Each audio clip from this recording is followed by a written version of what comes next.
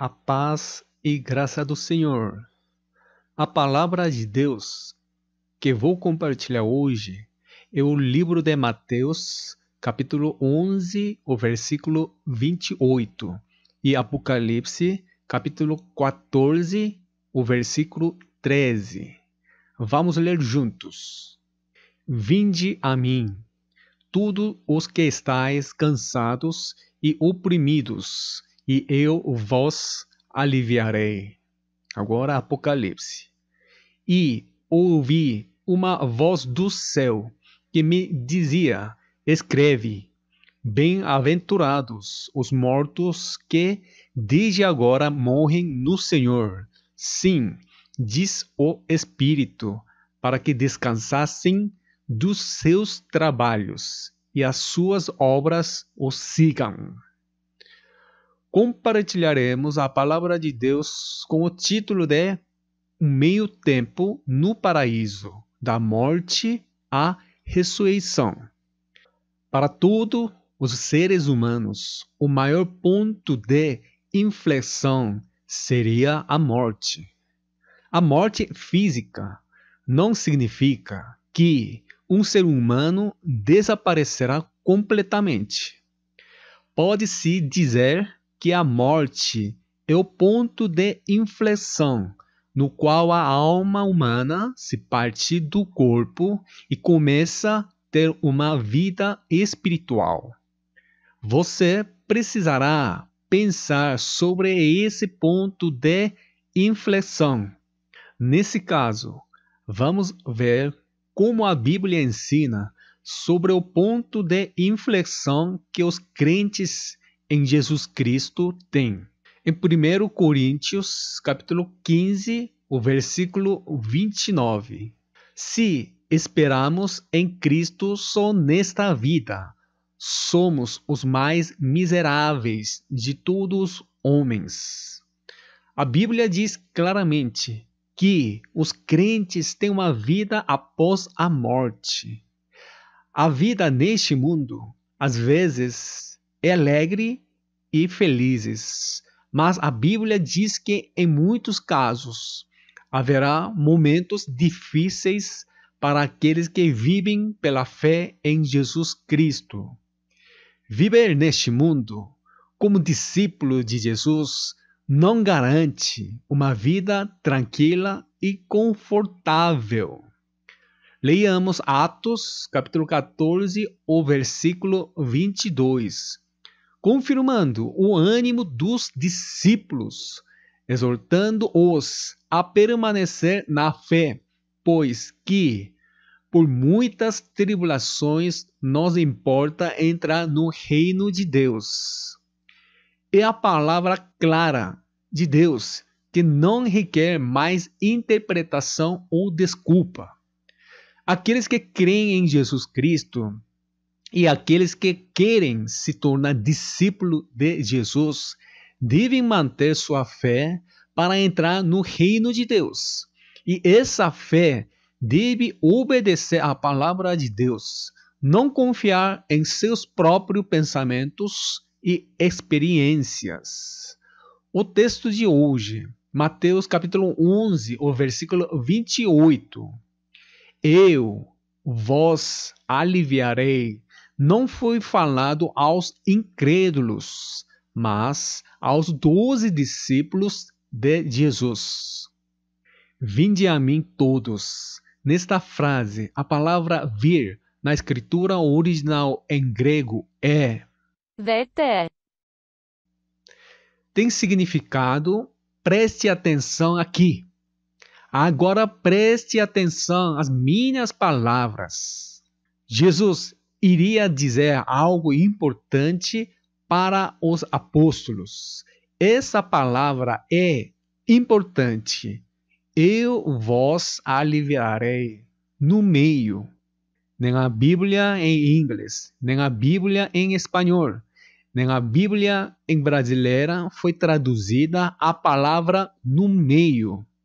É por isso que cometeram o erro de interpretar mal, que se todos começarem a acreditar em Jesus, a vida será mais feliz. Por isso, quando começa a frequentar na igreja, o fez crer que como a lâmpada de Aladim, que Jesus lhe dará abundância do que possui e resolverá todos os problemas de acordo com sua própria vontade. Obviamente, Jesus é quem nos cura e nos dá o maná que nós precisamos.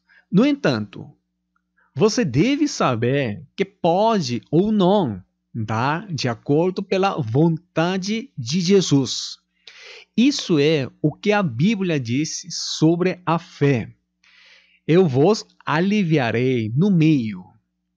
O descanso que Jesus daria aos seus discípulos é harp time em inglês e intervalo ou meio tempo em língua brasileira. O verbo grego é anapavo. E o substantivo é napapsis. é isso, que é descanso ou alívio. Este Napavo. é um composto de duas palavras, na, que significa o meio, e Pavo. pavo, que significa o descanso, alívio. Então, Napavo. anapavo significa descansar no meio. Descansar no meio significa que há um segundo tempo. Ou seja, as palavras que Jesus disse aos seus 12 discípulos, eu lhe darei no meio descanso, tem um significado profundo que aqueles que creem em Jesus têm a primeira metade do tempo e o descanso no intervalo, e a segunda metade do tempo. A passagem que explica quando esse intervalo será realizado é Apocalipse, capítulo 14, o versículo 13. Vamos ler. E ouvi uma voz do céu que me dizia, escreve, bem-aventurados os mortos que desde agora morrem no Senhor. Sim, diz o Espírito, para que descansem dos seus trabalhos e as suas obras os sigam. Bem-aventurados os mortos que desde agora morrem no Senhor, para que descansem dos seus trabalhos, as suas obras os sigam. Jesus disse que aqueles que morrem no Senhor terão um segundo tempo após o intervalo, que começa a partir do momento em que morrem. Geralmente é ensinado que se você crê em Jesus e morrer, você irá para o céu. Porém, em nenhum lugar da Bíblia se disse que se você crê em Jesus e morrer, irá para o céu ou para o reino de Deus. Na Bíblia, apenas a palavra são registrada. Quando estamos vivos, devemos entrar e permanecer no reino dos céus, que é o reino de Deus. O céu, que seria o reino dos céus, é o lugar para entrar quando o espírito que foi extinto, revivificado e é regenerado. Onde os crentes dizem que é o céu, o termo bíblico é o reino nos céus.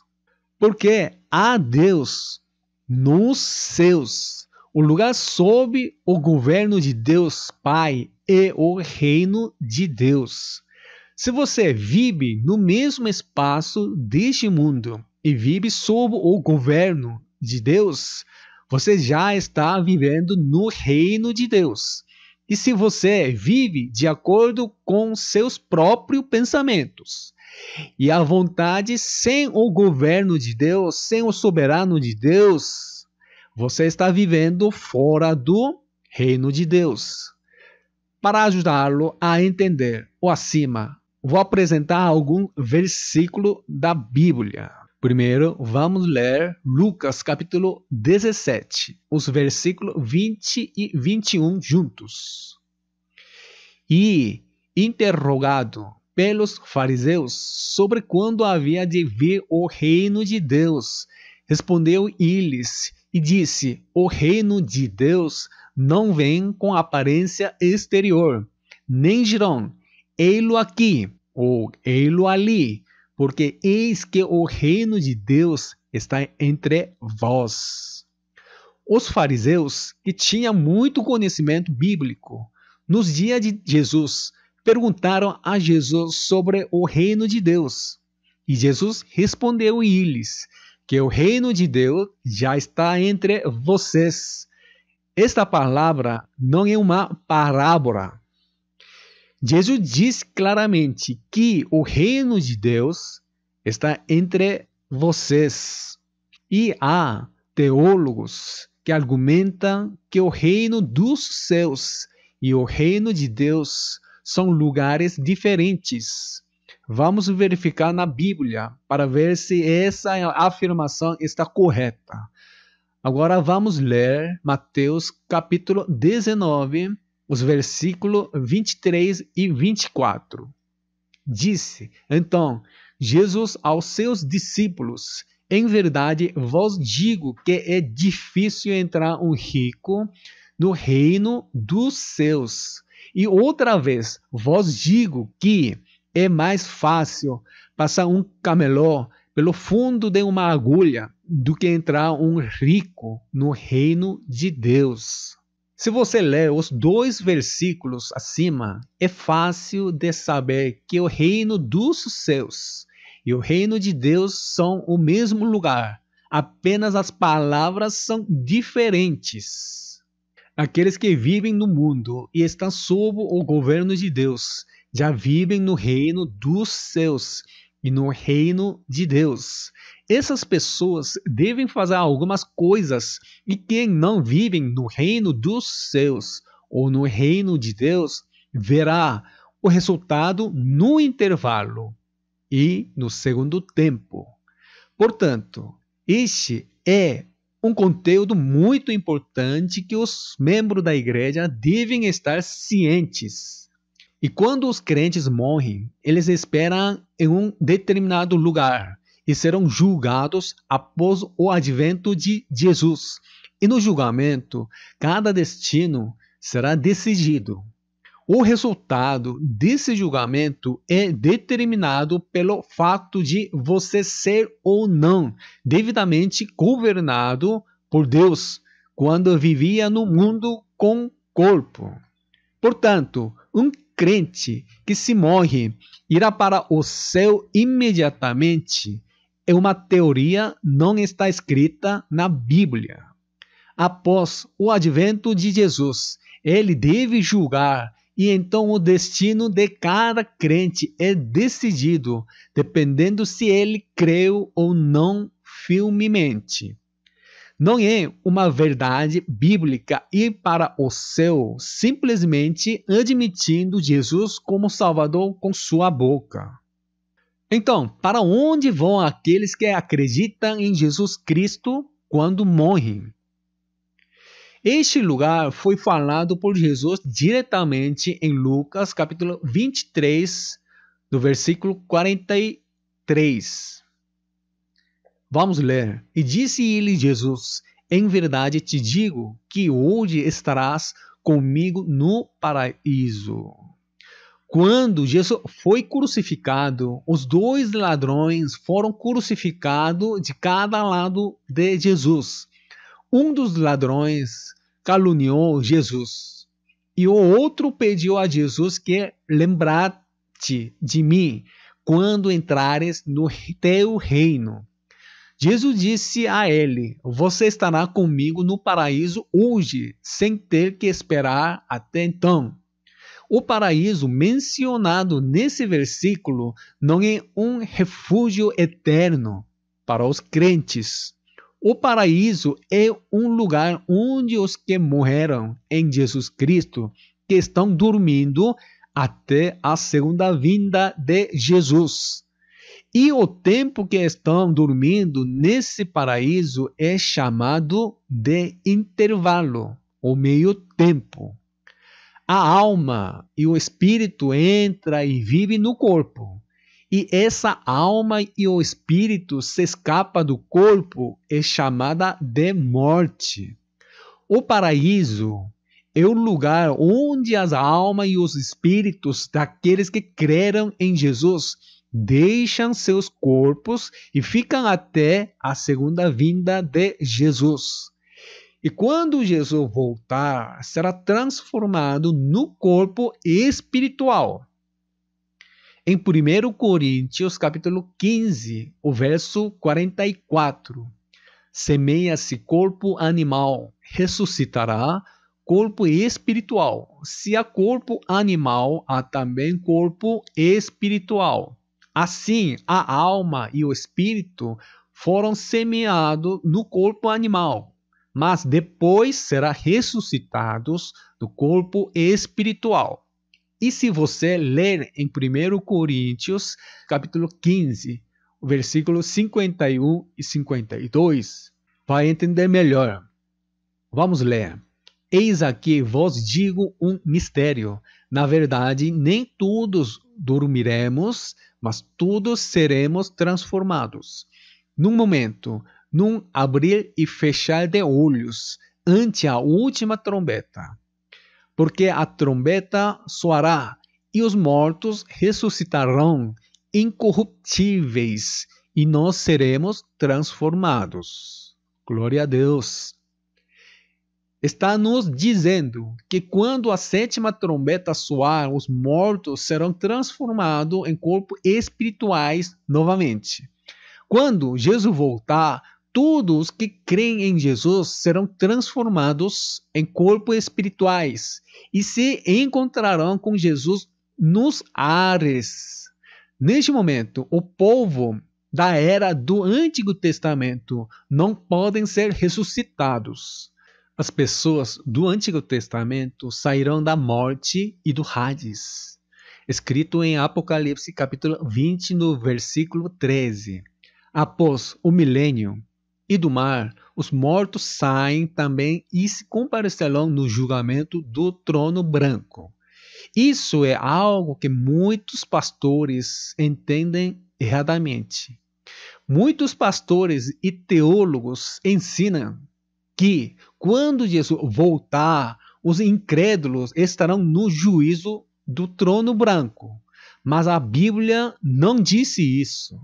O julgamento do trono branco será realizado após o milênio. Portanto, o julgamento que Jesus tem na segunda vinda não é o julgamento do trono branco. E ensina que os crentes entrarão na cidade santa, a Nova Jerusalém, na época da segunda vinda de Jesus. A entrada dos santos na cidade santa, a Nova Jerusalém, ocorrerá após o julgamento do trono branco. Se você ler os capítulos 20 e 21 de Apocalipse, com atenção, poderá perceber facilmente essa parte. Mas está cometendo esse erro, porque confia demais nas doutrinas existentes para interpretar essa parte. Leiamos 1 Tessalonicenses, capítulo 4, os versículos 16 e 17. Porque o mesmo Senhor descerá do céu com alarido e com voz de arcanjo e com a trombeta de Deus. E os que morrerão em Cristo ressuscitarão primeiro. Depois, nós, os que ficarmos vivos, seremos arrebatados juntamente com eles nas nuvens, a encontrar o Senhor nos ares. E assim estaremos sempre com o Senhor. Assim, Jesus disse que aqueles que morrerão em Cristo serão ressuscitados como um corpo espiritual na época da segunda vinda de Jesus e encontrarão o Senhor nos ares. A segunda vinda de Jesus tem um propósito. Jesus voltará para encontrar sua noiva. Para preparar a noiva, ele chamou os 12 apóstolos e eles escreveram o Novo Testamento para que os santos ouvissem a palavra e crescem e vivessem uma vida de preparação como a noiva. Seu propósito está escrito em 2 Coríntios, capítulo 11, no versículo 2.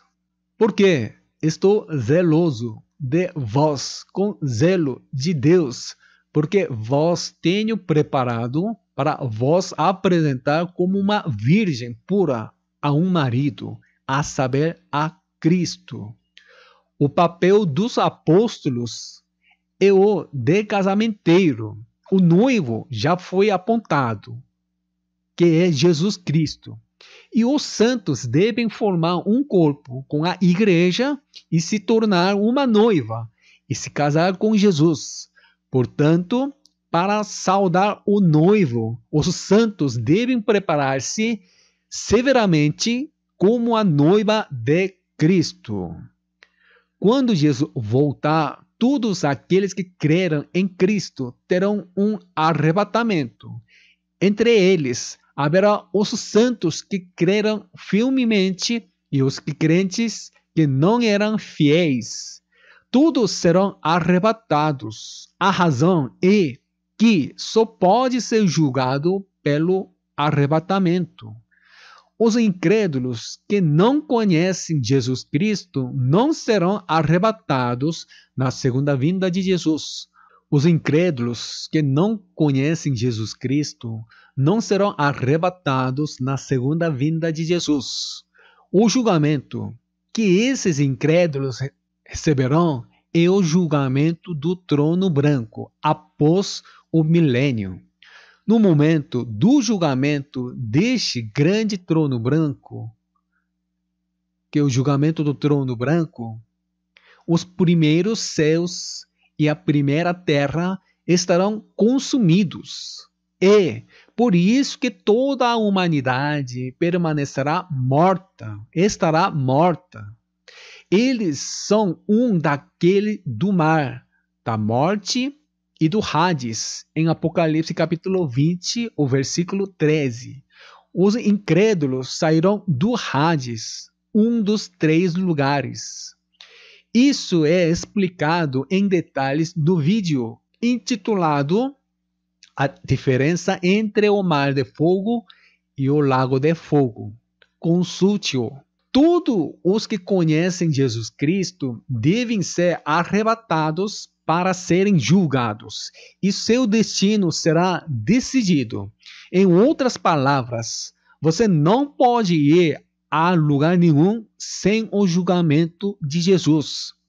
No julgamento, eles serão julgados se estão ou não devidamente preparados para se tornarem a noiva de Jesus Cristo. Esse julgamento é o tribunal de Cristo. Vamos ler 2 Coríntios, capítulo 5, o versículo 10. Porque todos devemos comparecer ante o tribunal de Cristo, para que cada um receba segundo o que tiver feito por meio do corpo, o bem ou mal. Por meio do corpo. Está escrito no singular. Este único corpo é a igreja.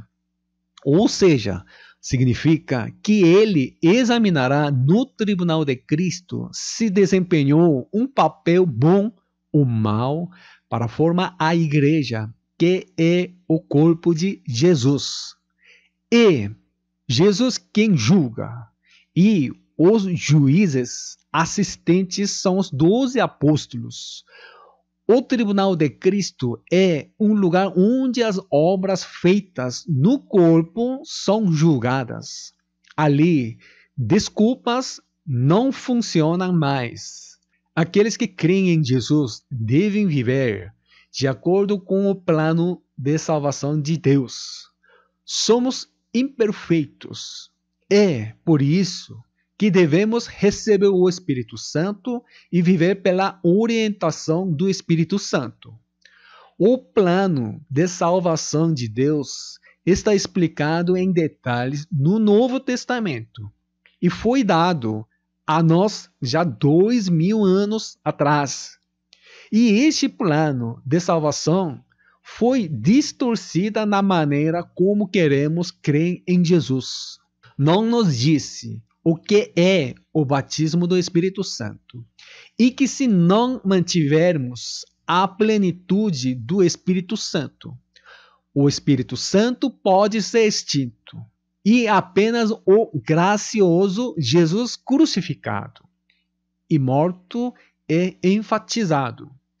Por essa razão, não nos disse qual o propósito da segunda vinda de Jesus e o que acontecerá depois da segunda vinda.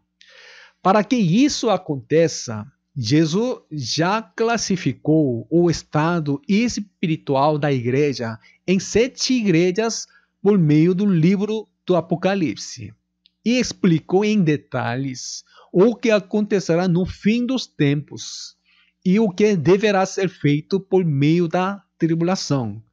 No entanto, no processo de tradução do texto original da Bíblia, ele foi distorcido e a igreja encheu-se de soteriologia e escatologia que não estão relacionadas ao plano de salvação de Deus. Quando Jesus voltar, haverá uma sala onde todos os crentes que foram arrebatados nos ares, e essa sala é chamada de quarto nupcial na Bíblia. Este quarto nupcial é o quarto encontrado em Mateus capítulo 9, do versículo 15. Na Bíblia brasileira é traduzido os filhos das bodas ou os convidados para o casamento. Vejamos a Bíblia brasileira e a escritura original em grego. Primeiro, vamos ler a versão Almeida Revista e Corrigida. E disse-lhes Jesus: podem, porventura, andar tristes os filhos da bodas, enquanto o esposo está com eles. Dias, porém, virão em que lhes será tirado o esposo, e então jejuarão. Agora vamos ler a versão Almeida, Revista e Atualizada. Respondeu-lhes Jesus: podem, acaso, estar tristes os convidados para o casamento, enquanto o noivo está com eles? Dias virão, contudo, em que lhes será tirado o noivo, e nesses dias hão de jejuar. Agora vamos verificar a escritura original em grego. Nós temos que observar os números subscritos G3567. Esta palavra. Respondeu aos seus discípulos, os convidados para o casamento. Na escritura original em grego é Nymphon. Que significa sala nupcial. A parábola das 10 virgens em Mateus capítulo 25 explica que entre as que aguardam nesta sala nupcial existem aquelas que se tornam a noiva e aquelas que não podem se tornar a noiva. Jesus nos disse que as 5 virgens prudentes que prepararam o azeite iriam para o jantar, e as 5 virgens loucas que não prepararam azeite não puderam entrar na festa de casamento e foram expulsas. Aquelas que são expulsas são ditos em Mateus capítulo 9, o versículo 15. Nesses dias hão de jejuar. Este jejum significa o estado de não poder comer a palavra da vida eterna. E é a expressão de estar no inferno por 1000 anos como jejum. Jesus não disse que isso acontecerá com aqueles que conhecem Jesus Cristo. O plano de salvação de Deus foi interpretado de uma maneira que os humanos desejam e mudaram de forma que era impossível viver uma vida de preparação como noiva.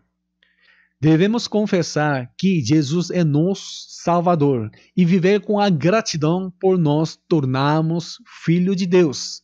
No entanto, ser filho de Deus não é o fim da salvação. Como está escrito em Mateus capítulo 9, no versículo 15. Os filhos de Deus vão para a sala nupcial e lá estarão os filhos de Deus que serão expulsos daquele lugar. E os filhos de Deus que entrarão à ceia das bodas do Cordeiro. O primeiro versículo que resume brevemente todo o Antigo e Novo Testamento é Gênesis capítulo 2, o versículo 24. Vamos ler juntos. Portanto, deixará o varão o seu pai e a sua mãe, e apegar-se a sua mulher, e serão ambos uma carne. Este versículo contém um mistério maravilhoso de Deus. Este mistério é explicado finalmente em Efésios capítulo 5. Primeiro, nos versículos 23 a 25. É explicado que o marido é o Cristo e a mulher é a igreja. Vamos ler.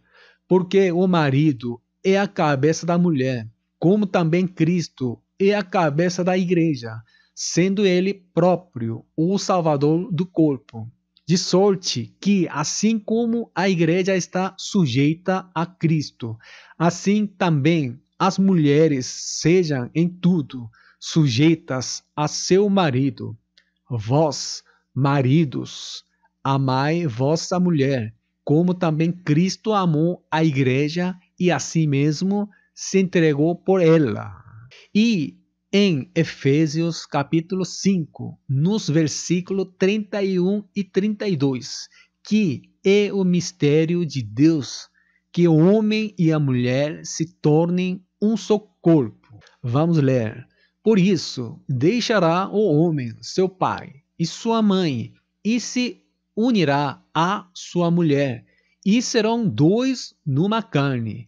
Grande é este mistério, digo-o, porém, a respeito de Cristo e da igreja.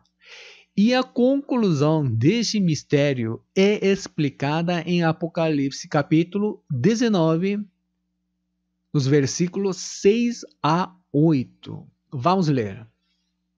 E ouvi como que a voz de uma grande multidão, e como que a voz de muitas águas, e como que a voz de grandes trovões, que dizia, Aleluia, pois já o Senhor Deus Todo-Poderoso reina. Regozijemo nós e alegremos nós, e demos-lhe glória, porque vindas são as bodas do Cordeiro, e já a sua esposa se aprontou, e foi-lhe dado que se vestisse de linho fino, puro e resplandecente, porque o linho fino são as justiças dos santos. Já o Senhor Deus Todo-Poderoso reina. O plano de salvação de Deus foi cumprido, porque vindas são as bodas do Cordeiro, e já a sua esposa se aprontou. O plano é que uma noiva já foi preparada para o casamento do Cordeiro. Se vestisse de linho fino, puro e resplandecente, porque o linho fino são as justiças dos santos. Uma noiva preparada, vestida de um linho fino. Este linho fino são as justiças dos santos. Em outras palavras, é a noiva do Cordeiro que vários membros pertencem à igreja e são unidos pelo Espírito Santo. Este é o plano de Deus. Existem muitas igrejas e muitos crentes, mas para receber a salvação, porém, deve se unir pelo Espírito Santo. O apóstolo Paulo falou sobre a salvação dos santos em 1 Tessalonicenses, capítulo 5, no versículo 23. E o mesmo Deus de paz vos santifique em tudo, e tudo o vosso espírito e alma e corpo sejam plenamente conservados, irrepreensíveis para a vinda de nosso Senhor Jesus Cristo.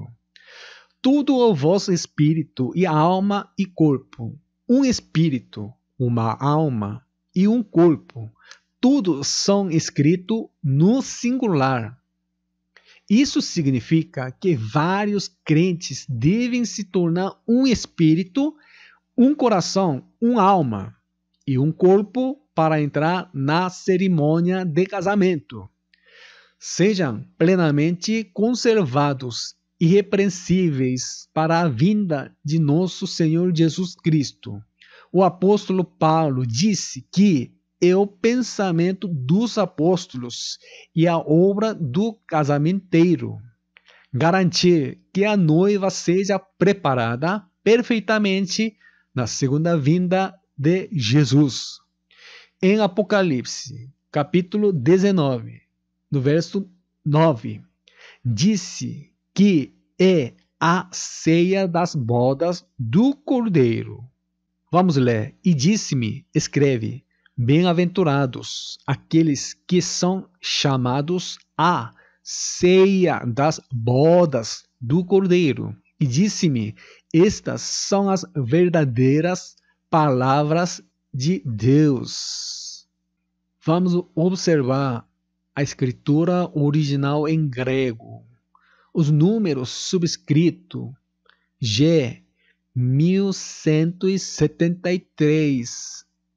Esta palavra. A palavra a procurar na escritura original em grego é Δέπνον. que significa a ceia ou o jantar. Existem dois tipos de cerimônia de casamento na Bíblia: o banquete na tarde e o jantar na noite.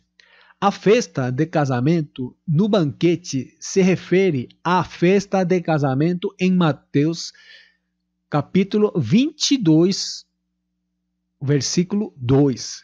E abaixo. E todos os tipos de pessoas convidadas podem se reunir no banquete. Vamos ler o versículo 10. E saindo aqueles servos pelas estradas, reuniram todos os que encontraram, maus e bons, e a sala do banquete ficou repleta de convidados. E sair para a rua e convidar a todos. Portanto, todos que têm um relacionamento com Jesus comparecerão ao almoço. E para entrar no jantar em Mateus, capítulo 22, no versículo 11 e abaixo, deve usar veste nupcial. Pessoas que não estão usando veste nupcial podem ser vistas não podendo comparecer ao jantar e sendo expulsa.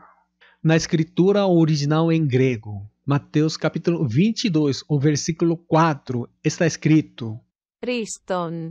Riston. Tem significado almoço ou banquete. E Apocalipse capítulo 19, no versículo 9, é Δέπνον. Depnon.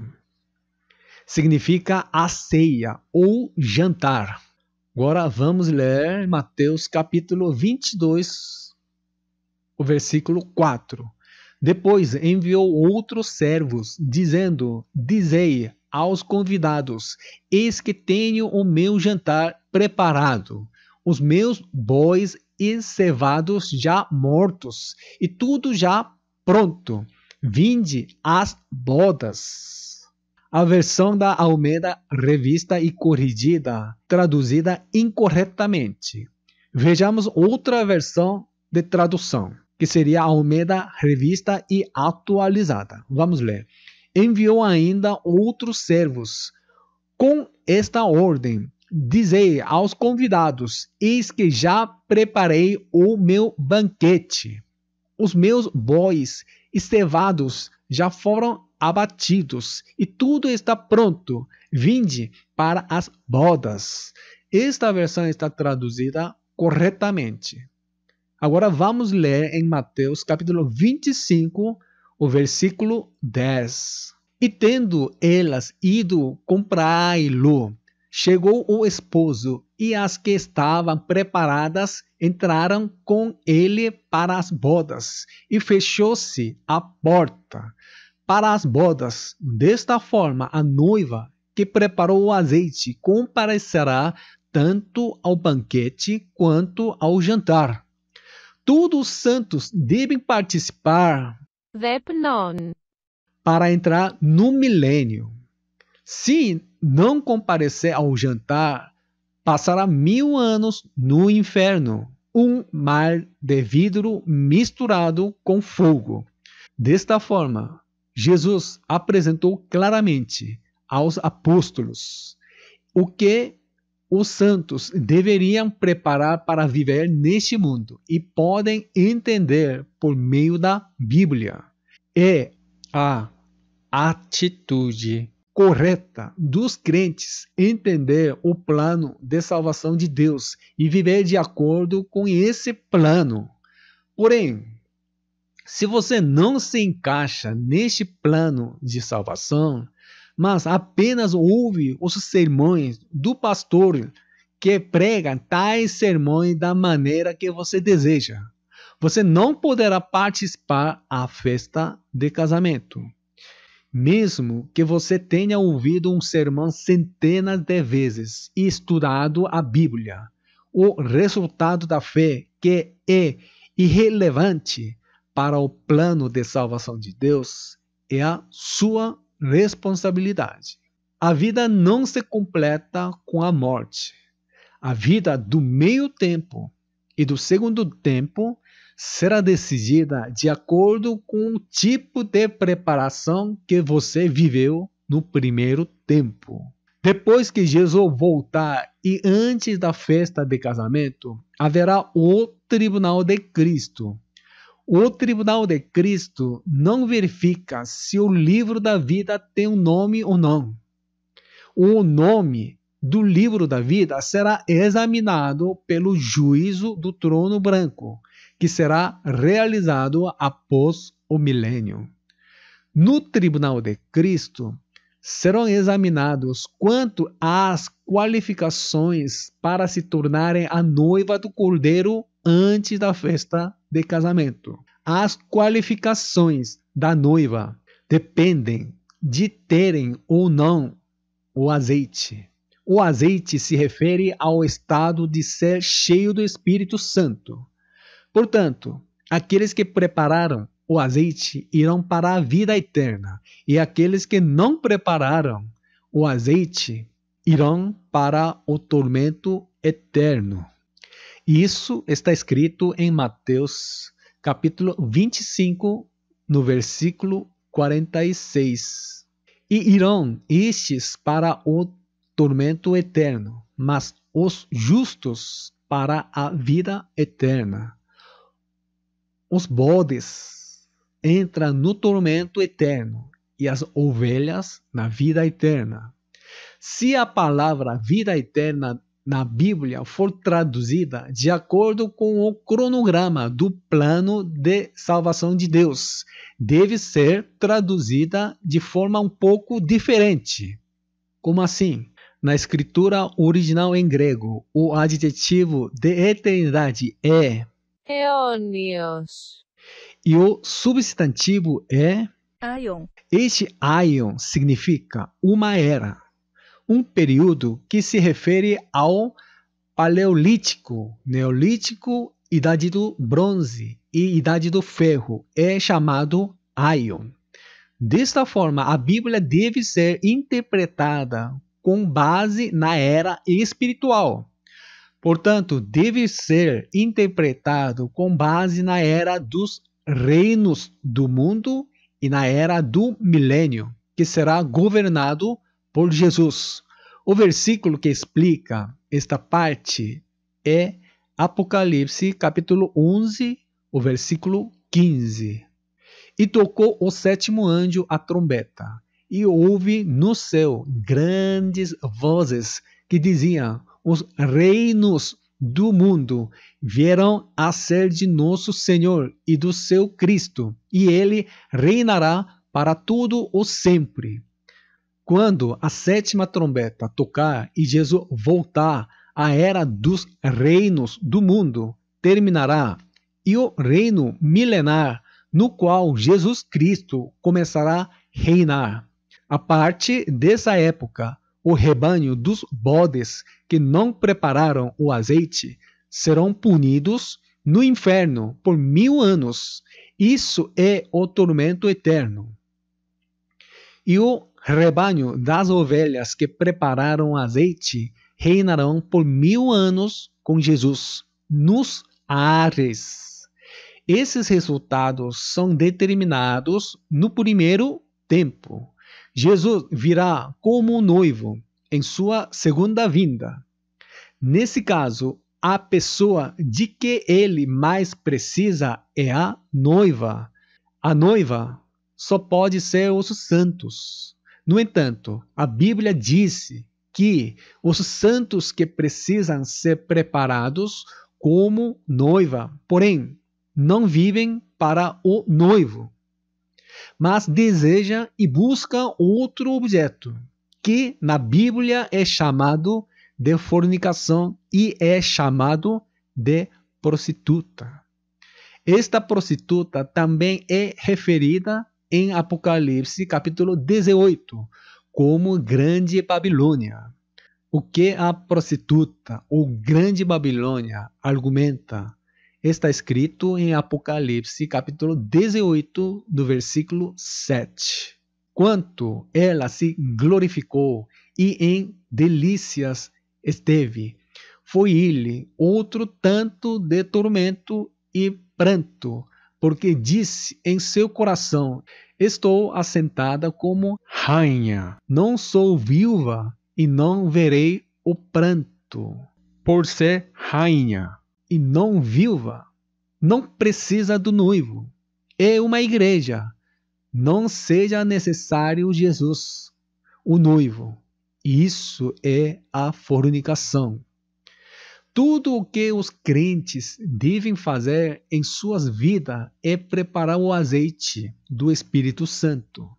Preparar esse azeite é amar uns aos outros no Espírito Santo.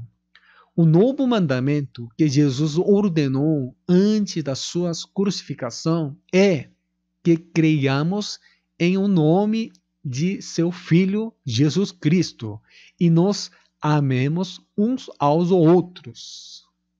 Está escrito em 1 João capítulo 3, no versículo 23. Vamos ler juntos.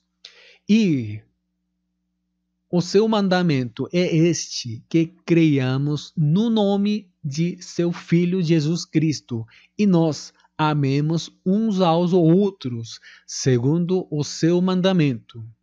O objeto do amor é amar aqueles que creram no nome de Jesus Cristo. A Bíblia brasileira foi traduzida corretamente. Nós amemos uns aos outros. Está escrito na primeira pessoa do plural. Foi ordenado que os discípulos de Jesus devem ter amor, ágape, uns aos outros, visto que esse amor, ágape, só é possível no Espírito Santo. Jesus ascendeu ao céu e enviou o Espírito Santo a nós. O papel do Espírito Santo é unir os santos. Em Efésios, capítulo 4, no versículo 3, procurando guardar a unidade do Espírito pelo vínculo da paz. Portanto, os santos devem manter a unidade do Espírito Santo. Só então podemos receber o amor de Deus por meio do Espírito Santo. Vamos ler Romanos capítulo 5, versículo 5. E a esperança não traz confusão, porquanto o amor de Deus está derramado em nosso coração pelo Espírito Santo que nos foi dado. A única fonte que pode receber o amor ágape, que é o amor de Deus, é pelo Espírito Santo. Se os santos amam com o amor de ágape, eles são cheios do Espírito Santo. Existe uma maneira de verificar se os santos estão na prática do amor ágape. Esse método está escrito em Romanos capítulo 14, no versículo 17. Porque o reino de Deus não é comida nem bebida, mas justiça e paz e alegria no Espírito Santo. Ser governado por Deus significa justiça, paz e alegria no Espírito Santo. Em termos simples, a justiça é livre do pecado. A paz é preenchida com a convicção de que você está sincronizado com Deus.